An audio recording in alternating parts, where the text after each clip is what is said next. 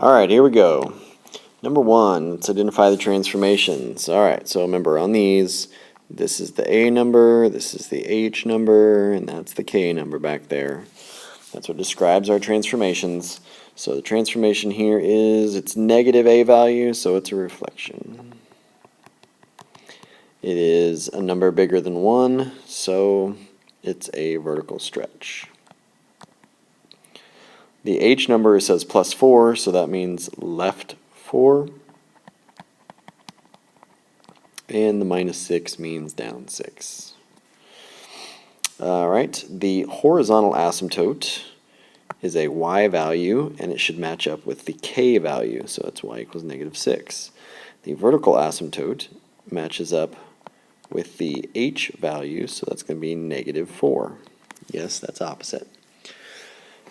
The domain and range relate to those. The domain is x values, so it's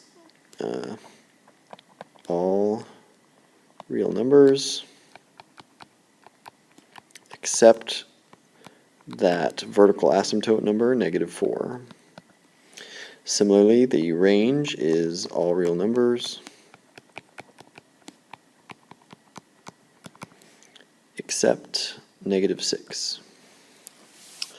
Alright, number 2, find the vertical asymptotes. Alright, be nice to take a look at a graph, but I guess we really don't have to. We can take this thing and factor that denominator into product of two binomials. So I'm looking for what two numbers multiply to make 2 that add up to 3. That would be 2 and 1, or 1 and 2. And now that we've got those, we have learned that if you take those factors in the denominator and basically set them equal to 0, you get these numbers, negative 2 and negative 1. And those are your vertical asymptotes. Moving on.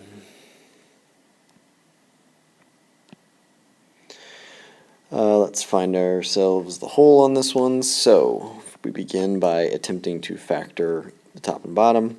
The top of that is a GCF factoring problem. That factors like this. Alright, the denominator is a trinomial, so it's going to factor into two binomials. Let's see, x, x, and then I'm looking for two numbers that multiply to make negative 2 that add up to positive 1. That would be positive 2 and negative 1. Okay. Because the instructions say we're looking for a whole, that's where we are looking to see if we have any terms that they have in common. And sure enough, we have this one and this one. The idea there is that they cancel each other out, which means that x plus 2 is not related to an asymptote, it's related to a whole. So basically right there is when we notice that there is a whole at x equals the opposite of 2, negative 2. Moving on. Number 4 says to simplify. And on top of that, we can factor out a 5, like so. The bottom of that is a dots problem, a difference of two squares. So that's where it does this sort of thing. And similarly to the last problem, now this one just says simplify, so all I have to do is cancel off those things. Technically that means there's a hole in the graph at 5, but I'm not really worried about that. It said simplify, so there I go.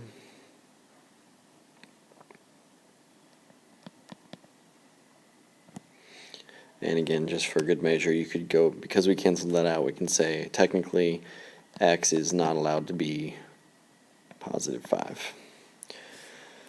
Kind of a restricted value, whole concept, whatever.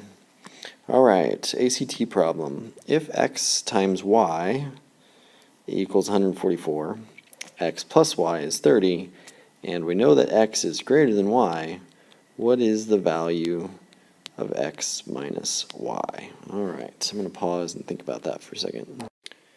Alright, so I've had to think about this problem, and here's what I want to focus on.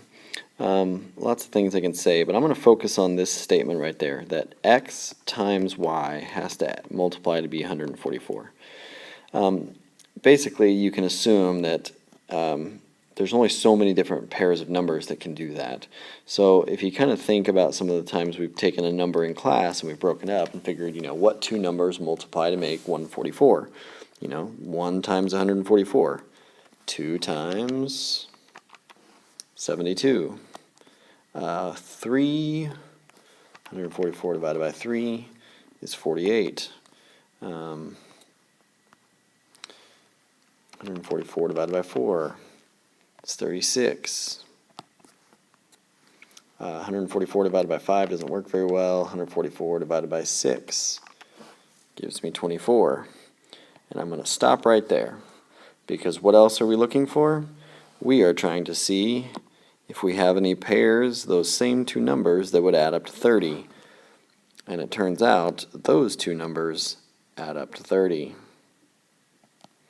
So that means that's our two numbers. Now let's be careful here. We have both of those available in the answer. We have that one and we have that one.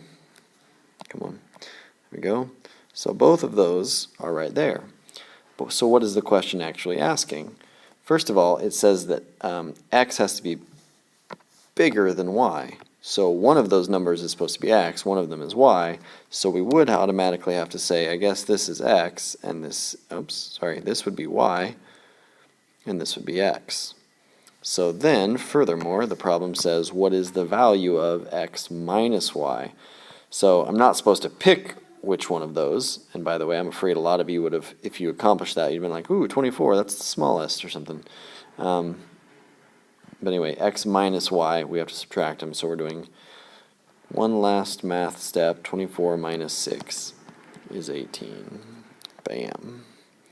All right, I got more complicated ways of doing that. I don't have anything really easier. The only thing I can say is that we're done with the problem, so you don't have to listen to this part, but if you really think about it, a lot of times the ACT will give you some answers that make sense down here. So, when it said x plus y equals 30, there's already a pair of them that do that, 6 and 24. In fact, that's the only pair that they gave you. So you just have to understand that the people writing these questions know that you might be, quick enough to get a couple numbers that make sense, but are you then going to take it to the next level and actually pay attention to what the freaking question is asking? So are you going to actually pay attention to that part?